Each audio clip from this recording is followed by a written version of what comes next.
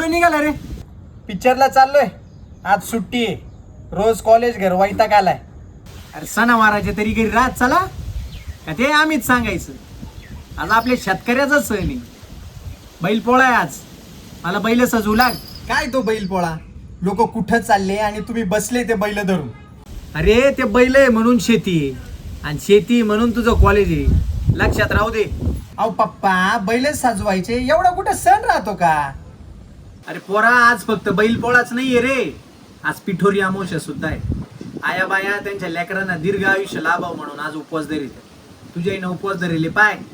आणि त्याच्याच मुळे या दिवसाला मातृदिन म्हणून सुद्धा मानतात. हा, त्याला मदर्स डे मानत्या आणि तो आम्ही मे महिन्यात साजरा करतो जरा. हा हे बरे. तुमचं असं झालंय स्वतःच्या बापाला पप्पा म्हणाय सोडून शेजारच्याला पप्पा म्हणायला लागले तुम्ही. हो पप्पा, काय बोलू राहिले तुम्ही? तुम्ही जर आपले धर्म परंपरा सण सोडून दुसरंच काही करायला लागले तर तुझ्या कॉलेजला पिक्चरला जिडून पैसा येतो ना, तो माझ्या शेतीतून येतो. आणि शेतीला माया बरोबर माझी बैल सुद्धा राबात्या. माफ करा पप्पा. चला, आज बैल मी सजवितो. आम्ही कष्टाळू शेतकरी, काळी आई आमची पंढरी. आहा